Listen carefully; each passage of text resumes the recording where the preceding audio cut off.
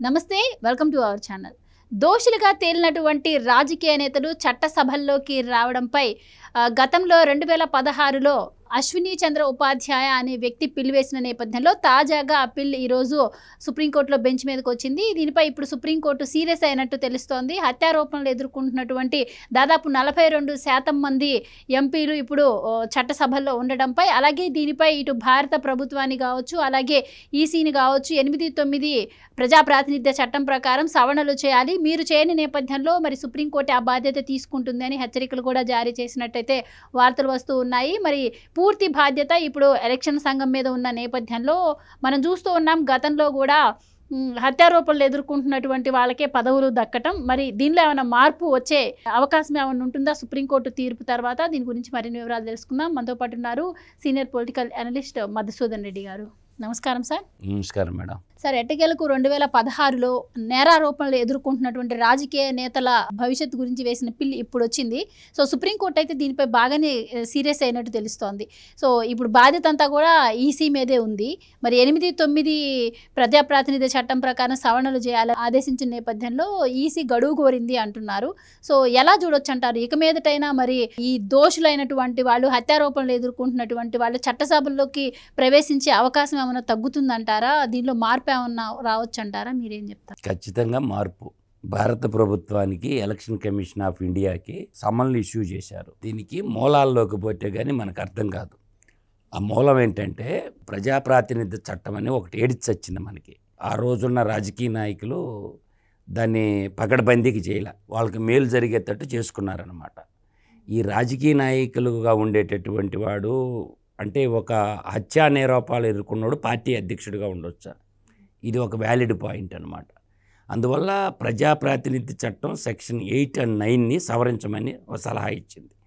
అదేవిధంగా election commission of India కూడా దీంట్లో మనం భారత రాజ్యాంగాన్ని కానీ మనం చూసినట్లయితే భారత రాజ్యాంగంలో వివిధ అంగాలు స్వతంత్ర ప్రతిపత్తి ఉంటాయి. కాగ్ ఉంటుంది. కాగు స్వతంత్ర ప్రతిపత్తి, ఎవరికి బానిసగిరి, చెంచాగిరి, గులాంగిరి చేయాల్సిన అవసరం లేదు. పవర్ఫుల్ అనమాట CAG. Computer and audit general. అదేవిధంగా ఎలక్షన్ కమిషన్ ఆఫ్ ఇండియా అది కూడా పవర్ఫుల్లే, ఎవడ మాట వినాల్సిన అవసరం లేదు ఎలక్షన్ కమిషన్ ఆఫ్ ఇండియా కూడా. అదేవిధంగా భారత పార్లమెంటు వాళ్ళు ఏంటంటే చట్టాలు చేసి ఆ చట్టాలు ఎలా చేయాలంటే భారత రాజ్యాంగానికి లోబడి చట్టాలు చేయాలి. నీ ఇష్టం వచ్చినట్టు చట్టాలు చేస్తానంటే కుదరదు. ఆ తర్వాత ఏంటంటే వీళ్ళందరూ తప్పులు చేస్తే వీటినన్నిటిని సమీక్షించడానికి సుప్రీం పవర్ సుప్రీంకోర్టు. కాబట్టి భారత ప్రధాన న్యాయమూర్తిని కూడా అరెస్ట్ చేయమని ఆదేశాలు ఇవ్వచ్చు చీఫ్ జస్టిస్ ఆఫ్ ఇండియా. ఎందుకే చట్టానికి వ్యతిరేకంగా ఉంటే, రాజ్యాంగానికి వ్యతిరేకంగా ఉంటే ఈ భారతదేశంలో ఎవరినైనా అరెస్ట్ చేయించవచ్చు. ఆ power supreme power chief justice of India. అయితే 2016లో ఒక లాయర్ ఒక పిల్ వేశాడు, ప్రజా ప్రయోజన యాజ్యం అంటారు, ఎవరైనా వేయచ్చు. దాన్ని ఏం చెప్పాడంటే హంతకులుగా ఉన్నటువంటి నేరాలు ఉన్నటువంటి వ్యక్తులు భారత పార్లమెంట్లో ఉండరు. అంటే అక్కడ ఏం చేసిందంటే ప్రజాప్రతినిధుల చట్టం ఏదైతే ఉందో 6 సంవత్సరాల తర్వాత మళ్ళీ పోటీ చేయొచ్చు. శిక్ష పడినటువంటి వాళ్ళు 6 సంవత్సరాల తర్వాత మళ్ళీ పోటీ చేయొచ్చు. సో శిక్ష ఎంతకాలానికి పడుతుందో కూడా ఎవరికి తెలియదు భారతదేశంలో. 30 ఏళ్ళు 40 ఏళ్ళు కూడా అలా పొలాంగా అయిపోతూనే ఉంటుంది. అంటే నేననేది ఏంటంటే ఇప్పుడు సుప్రీంకోర్టు అప్పుడు 2003లో డివై చంద్రచూడ్ గారు ప్లస్ ఇంకొక ఇద్దరు, అప్పుడు chief justice of India DY Chandrachud గారు, వీళ్ళు ఒక నామ్స్ ఇచ్చారు, 7 నామ్స్ ఇచ్చారు, క్రైటీరియా ఇచ్చారు, ఇవి ఉండాలా అని. అవి ఇంప్లిమెంటేషన్ చేయమని భారతదేశంలో ఉన్న అన్ని హైకోర్టులకు పంపించారు. హైకోర్టుల నుంచి సబార్డినేట్ కోర్టులకు పంపించారనమాట. ఇది గైడ్లైన్స్ ఫ్రేమ్ చేసి, ఈ 7 గైడ్లైన్స్ ఫ్రేమ్ చేసి రాష్ట్ర హైకోర్టుల నుంచి సబ్ కోర్టులకు పంపించారు. అవి పనిచేయటం అంటే భారత ప్రధాన న్యాయమూర్తి ఇచ్చినటువంటి గైడ్లైన్స్ సొంత జడ్జీలు ఇంప్లిమెంటేషన్ చేయాలి. అటువంటప్పుడు ఇంకేం చేయాలంటే ఈ పిల్లు 2016లో వేస్తే 9 సంవత్సరాల తర్వాత విచారణకు వచ్చింది. సో మీరన్నట్టు పిల్లు బెంచ్ మీదకి రావడానికి ఎంత టైం పట్టింది. సో మరి ప్రజా ప్రాతినిధ్య చట్టం ప్రకారం 8-9లో సవరణలు చేయండి అంటుంది. మీరన్నారు కొన్ని సంస్థలు స్వతంత్ర ప్రతిపత్తి కలిగిన సంస్థలు అని చెప్పి. అలాంటి సంస్థలను కూడా ఇప్పుడు రాజకీయాలు శాసిస్తున్న వేళ ఈ సవరణలు సాధ్యమంటారా? ఇది చేసిన ఎంతవరకు ఇంప్లిమెంట్ అవుతుందంటారు? ఖచ్చితంగా భారత పార్లమెంటు కానీ తలుచుకుంటే ఏంలే సింపుల్. చట్టాన్ని కానీ సవరించి క్రిమినల్ కేసులు ఎవరైతే తీవ్రమైన 42% ఇప్పుడున్న ప్రజెంట్ భారత పార్లమెంట్లో ఉన్న ఎంపీలు, భారత పార్లమెంట్ అంటే మీరు 2 సభలను గుర్తుపెట్టుకోవాలి, ఎగువ సభ దిగువ సభ. ఎగువ సభ వచ్చేసరికి పెద్దల సభ, దిగువ సభ వచ్చేసరికి లోక్సభ అన్నమాట. ఈ 2 సభల్లో తీవ్రమైన ఆరోపణలు ఉన్నటువంటి క్రిమినల్ కాన్ఫరెన్సీ ఉన్నటువంటి వాళ్ళు ఎంపీలు 42% అంటే దాదాపుగా సగం మంది ఎంపీలు దొంగలు ఉండరని చెప్పకనే చెప్తుందన్నమాట. డెకాయిట్లు దొంగలు ఉండరంట భారత పార్లమెంట్లో. ఇంకొక వ్యాలిడ్ పాయింట్ ఏంటంటే నిరారోపణలో ఉన్నటువంటి వ్యక్తి రాజకీయ పార్టీకి అధ్యక్షుడిగా ఉండొచ్చు అంటే పార్టీ బైలాసుల్లో కూడా మార్పు చేసుకోవాలి. అంటే శిక్షపడినటువంటి వాళ్ళు ఒక రాజకీయ పార్టీకి అధ్యక్షుడిగా ఉండొచ్చా అని డైరెక్ట్గా క్వశ్చన్ అడిగింది ఎవరిని? Election commission of India. దీని మీద మీ అభిప్రాయం అడిగితే ఆడున్న లాయర్ ఏం చేశాడంటే, ఎలక్షన్కి ప్రతి డిపార్ట్మెంట్కి ఒక లాయర్ ఉంటాడు. Election commission of India lawyer ఏం చెప్పినా నాకు కొంత టైం ఇండి, వచ్చే నెల 4వ తేదీ దాకా టైం ఇవ్వమని అడిగారు. అంటే సిగ్గుండాల. స్పాట్లో ఏం చెప్పాలో తెలుసా? Any kind of political party శిక్ష పడ్డ తర్వాత ఆ పార్టీకి అధ్యక్షుడిగా ఉండకూడదు. ఇక్కడ ఇంకొక టిస్ట్ కూడా అడిగిందనమాట. వాళ్ళ భార్య పేరుతో వాడుకుంటారు, భర్త తప్పుకొని భార్యని పెడుతున్నాను అనమాట. ఇప్పుడు సుప్రీంకోర్టు వ్యాఖ్యల ప్రకారం ఏంటంటే ఆ కుటుంబ సభ్యుల్లో ఎవడు కూడా ఇంకా పార్లమెంటుకి పోటీ చేసేదానికి అర్హులు కాకూడదు. భర్త లేదు, భార్య లేదు, ఏరే వాళ్ళకి ఇవ్వమని చెప్పండి. అట్లా గైడ్లైన్స్ క్రియేట్ చేయమంటుంది. అదేవిధంగా జీవితకాల నిషేధం. భారత పార్లమెంట్లో తీవ్రమైన ఆర్థిక నేరాలు, తీవ్రమైనటువంటి హత్యా నేరాల్లో ఉన్నటువంటి ఎంపీలు భవిష్యత్తులో ఎప్పుడు భారత పార్లమెంటు కానీ జీవితకాల నిషేధించమని చెప్తుంది. తర్వాత ఏం చెప్తుంది? ట్రయల్ రన్ను 1 year లోపల పూర్తి చేసి వాళ్ళు తప్పు చేసినారా లేరా తీర్పులు ఇవ్వమంటుంది. ప్రజాస్వామ్యాన్ని పరిరక్షించాలంటే హత్యలు చేసిన వాళ్ళు, దొంగతనాలు చేసిన వాళ్ళు, దోపిడీ చేసిన వాళ్ళు చట్టాలు చేయటం ఏంటి భారత పార్లమెంట్? అది ఆవేదన ఎల్లబుచ్చింది. కాబట్టి ఇది ప్రజాస్వామ్యానికి మంచిది కాదనేది నా యొక్క బాధన. సుప్రీంకోర్టు అయితే గట్టిగానే ఇచ్చింది. కాబట్టి ఇంకా భారత పార్లమెంటు ఆలోచించుకోవాలి. మనం ప్రజలకు ఏమని మెసేజ్ ఇస్తున్నాం? పాలకులే దొంగలైనప్పుడు, పాలకులే అంతకులైనప్పుడు, అంతకులు పార్లమెంట్లో చట్టాలు చేస్తుంటే ఇంకా ప్రజాస్వామ్యం ఉన్నట్ట లేనట్ట అనేది ఆలోచన. ఇప్పుడు ఈ ప్రజాప్రాతినిధ్య చట్టం 8-9లో సవరణలు చేస్తే రాబోయే రోజుల్లో ఎలాంటి వాటికి ఆస్కారం ఉండకపోవచ్చు, కానీ ఇప్పటికీ సిట్టింగ్ ఎంపీస్గా, ఎమ్మెల్యేలుగా, ముఖ్యమంత్రులుగా ఉన్న వాళ్ళ పరిస్థితి ఏంటి? మరి వాళ్ళపైన కూడా డిస్క్వాలిఫై చేసే అవకాశం ఏమైనా ఉంటుందంటారా? ఎలా ఉండబోతాయంట? చట్టం ఎవడికి చుట్టం కాదు. చట్టాన్ని సవరిస్తే కఠినంగా సవరించి ప్రజాప్రాతినిధ్య చట్టాన్ని ఈరోజు ఒక పార్టీలో ఈరోజు ఉంటాడు, రేపు ఇంకో పార్టీలోకి జంపింగ్ జపాన్లు అవుతారు కదా ఎమ్మెల్యేలు, ఎంపీలు కూడాను. అందువల్ల ఏంటంటే పార్టీ అధ్యక్షులను ఎన్నుకోవటం కూడా ప్రజాస్వామ్యయుతంగా ఎన్నుకోవటంలా. చాలా ప్రాంతీయ పార్టీలో ఏకస్వామ్యం, నియంతృత్వమే. కాబట్టి చట్టబద్ధంగా ప్రజాస్వామ్యహితంగా అధ్యక్షులను ఎన్నుకోవటంలా వాడి పేర్లు వాళ్ళే రాసుకుంటారు.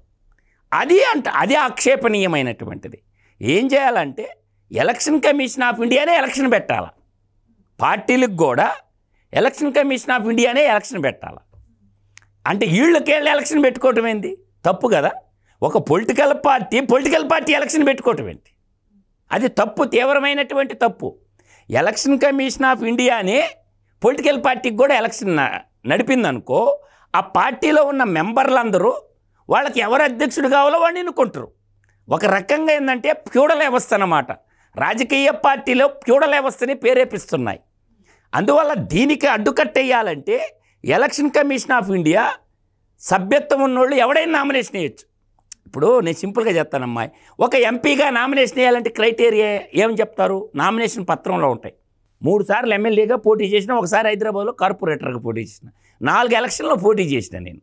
ఆ నామ్స్ ఏమని ఉంటుంది?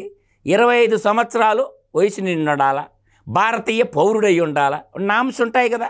అలాగే రాజకీయ పార్టీకి అధ్యక్షుడిని ఎన్నుకునేటప్పుడు ఏం చెప్పాలా? నీవు ఆ రాజకీయ పార్టీ సభ్యుడై ఉండాలా. నామినేషన్ వేయాలంటే భారతీయ పౌరుడై ఉండాలా, రాజకీయ పార్టీ సభ్యత్వం ఉండాలా, భారతీయ పౌరుడై ఉండాలా, క్రిమినల్ బ్యాక్గ్రౌండ్ లేకుండా ఉండాలా. క్రిమినల్ బ్యాక్గ్రౌండ్ అంటే ఏంటి? అంటే నేర రూపంలో రుజువు అయ్యకుండా, శిక్షలు పడకుండా ఉండాలా. ఆర్థిక నేరాల్లోనూ క్రిమినల్ నేరాలు అట్లా ఒక గైడ్లైన్స్, ఒక 5 గైడ్లైన్స్ పెట్టుకొని ఎవరైనా నామినేషన్ వేసుకోండి. రాజకీయ పార్టీలో కూడా విభిన్న పదవులు ఉంటాయి కదా. ఇప్పుడు ట్రెజరర్ ఉంటారమ్మా, పార్టీ అకౌంట్ ఉంటుంది. పార్టీ అకౌంట్ ఎవడు మెయింటైన్ చేయాలా? ట్రెజరర్ మెయింటైన్ చేస్తారు. ఆ పోస్టుకు కూడా నామినేషన్లు వేపియాలి. పార్టీ అధ్యక్షుడు, పార్టీ ఉపాధ్యక్షుడు, ఇట్లా ట్రెజరరు, బ్యాంక్ అకౌంట్కి సంబంధించిన ఈ పోస్టులు ఉంటాయి. ఆ పోస్టులకు కూడా వేయాలి నామినేషను. ఆ ఎలక్షన్ కూడా any kind of political party election కూడా ఎలక్షన్ కమిషన్ ఆఫ్ ఇండియానే సెలెక్ట్ చేయాలి. నామినేషన్ వాళ్ళే తీసుకొని వాళ్ళే ఇదిగో ఈ పార్టీకి ఇతను అధ్యక్షుడు, ఈ పార్టీకి ఈయన ట్రెజరరు, ఈ పార్టీకి ఈయన ఉపాధ్యక్షుడు అని చెప్పి చెప్పాలి. అప్పుడు అది జెన్యూన్గా ఉంటుంది ఆ పొలిటికల్ పార్టీ. లేకపోతే ఏమవుద్ది? నేను ఎగ్జాంపుల్ చెప్తున్నాను కదా మీకు. ఎందుకంటే కాంగ్రెస్ పార్టీకి జాతీయోద్యమంలో 1938లో ఒక ఎలక్షన్ జరిగింది. గాంధీ మహాత్ముడు ఏం చేశాడంటే తనకు అనుకూలమైన వ్యక్తి తెలుగువాడైన విజయవాడైతే పట్టాభి సీతారామన్ నిలబెట్టాడు.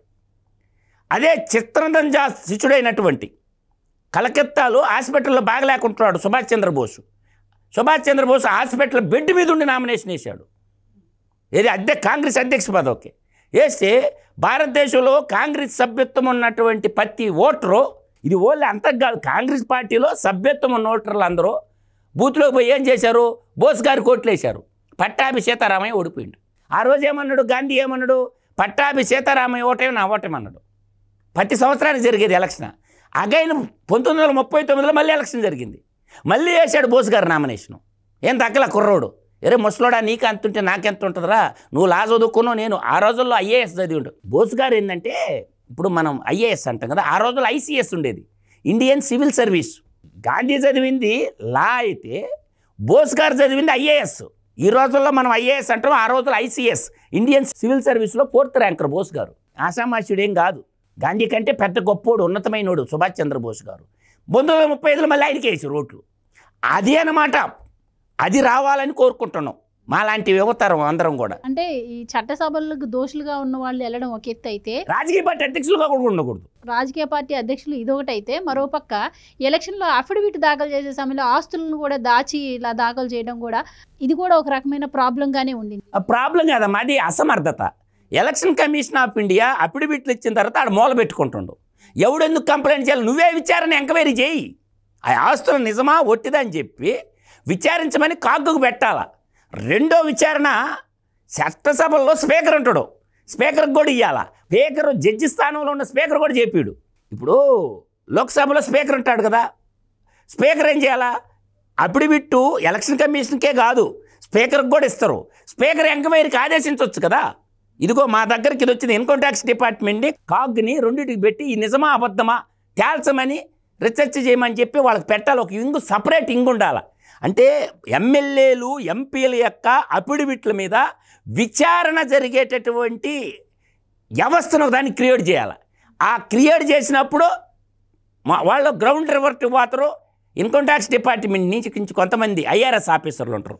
తర్వాత నీకు ఆడిటింగ్ చూసే బ్యాంక్ వ్యవస్థని చెక్ చేయటం లేదు, నామినేషన్ వేసినా అయిపోయింది. అట్లాగే శాసనసభలో స్పీకర్ ఉంటాడు, స్పీకర్కి కూడా ఇవ్వాలి ఆస్తులు అప్పుల చిట్ట. స్పీకర్ ఆదేశించవచ్చు, నాకు ఇదిగో దీని మీద ఎంక్వైరీ చేయండి అని. ఏడన్నా చూసినవా, విన్నావా, కన్నావా? ఏదన్నా ఏ స్పీకర్ అన్నా ఆదేశించండి ఇంతవరకు? లేదు కదా. అందువల్ల ఏంటంటే వ్యవస్థలు పనిచేయటంలా, వ్యవస్థలన్నీ ఏంటంటే బానిసగిరి, చెంచాగిరి చేస్తున్నాయి. అందువల్ల వ్యవస్థలు అయితే దేశానికి మంచిది కాదు, ప్రమాదం అని చెప్తున్నాను నేను. అన్ని వ్యవస్థలు ఉన్నాయి కాబట్టి అవి పనిచేయటంలా. ఇప్పుడు రాజకీయ నాయకులు వాళ్ళు ఎందుకు తయారు చేసుకుంటారమ్మా? వాళ్ళ మీద చట్టాలు. కాబట్టి ఈ రాజకీయ నాయకులు ఇప్పుడు దేశ ప్రధాని బాధ్యత ఉండాలి. అప్పుడు బాధ్యత లేనప్పుడు సుప్రీంకోర్టు ఏం చేయాలా? డైరెక్ట్గా చట్టాన్ని తయారు చేసి భారత పార్లమెంట్కి పంపించి దీన్ని ఆమోదించండి అని చెప్పాలి. చట్ట సవరణకి వాళ్ళకి చెప్పడం ఒక ఎత్తు, సుప్రీం పవర్ ప్రయోగించి ఇదిగో మేము ఒక చట్టాన్ని తయారు చేసినాం, దీన్ని భారత పార్లమెంట్లో ఆమోదం చేసి రాష్ట్రపతి చేత ముద్ర గుద్దించాలి. అప్పుడు అది చట్టం అయిపోద్ది. ఆ పవర్ సుప్రీంకోర్టుకు ఉంది. చట్టాలు చేసే పవరు సుప్రీంకోర్టు కూడా ఉంది. చట్టాన్ని రద్దు చేసే పవర్ సుప్రీంకోర్టుకు ఉంది, చట్టాన్ని తయారు చేసే పవర్ కూడా సుప్రీంకోర్టుకు ఉంది. ఏదో ఒక జడ్జి గారు మహానుభావుడు, భారతదేశం మీద భక్తి ఉండే జడ్జి చేయగలడే తప్ప భయస్థుడు ఎవడు చేయలేడు, పిరికోళ్ళు ఎవడు చేయలేడు. నేనేది జడ్జీలకు అంత ధైర్యం ఉందని మాత్రం నేను అనుకోవటం లేదు. ఇప్పుడు టీఎన్ శేషన్ ఎలక్షన్ కమిషన్గా ఉంటే ఎలక్షన్ కొన్ని తెచ్చాడు. మగాడంటే వాడు టీఎన్ శేషన్, వాడిని చూస్తే ఎంపీలు ఎమ్మెల్యేలు దగ్గర ఉనికిర్రు. టీఎన్ చేసిన తర్వాత ఒక్కళ్ళు లేడు. అర్థమైందా? చట్టాలు చేయాలా, దమ్మున్న చట్టాలు చేయాలంటే దమ్మున్న చీఫ్ జస్టిస్ ఆఫ్ ఇండియా ఉండాలి, దేశభక్తి ఉన్న జడ్జీలు ఉండాలి, దేశభక్తి ఉన్న ప్రధానమంత్రి ఉండాలి, దేశభక్తి ఉన్నటువంటి ముఖ్యమంత్రులు ఉండాలి. దేశాన్ని దోపిడీ చేసే దగాకోరులు ముఖ్యమంత్రులుగా, మంత్రులుగా, ప్రధానమంత్రులుగా, చీఫ్ జస్టిస్లుగా ఉంటే దమ్ము లేని వాళ్ళు ఉండకూడదు ఆ సీట్లో. చట్టం చేయాలంటే దమ్మున్న ముఖ్యమంత్రులు ఉండాలి. ఎందుకంటే చట్టం పాస్ అవ్వాలంటే ఓట్లు వీళ్ళు వేయాలి కదా, వీళ్ళు వేయరు. కాబట్టి వీడి పడికి దింపేద్దాం అని దింపేస్తాడు. వాడు మీ సీఎం సీటీకే షిరిపేస్తాడు అనమాట. అందువల్ల దమ్మున్నటువంటి వాళ్ళు కావాలా. ఖచ్చితంగా సుప్రీంకోర్టు ఇప్పుడు తీసుకున్న ఏదైతే ఉందో చివరిదాకా నిలబడాల. ఎవరు? జస్టిస్ సంజీవ్ ఖన్నా నిలబడతాడా, మోకరెళ్ళతాడా అనేది కాలమే నిర్ణయిస్తుంది. Justice Sanjiv Khanna chief justice of India మాట మీద నిలబడతాడా, భారత పార్లమెంట్కి మోకరెళ్ళతాడా, సుప్రీంకోర్టు పవర్ చూపిస్తాడా? Wait and see. కాలం నిర్ణయించాలి. Thank you so much. నమస్కారం.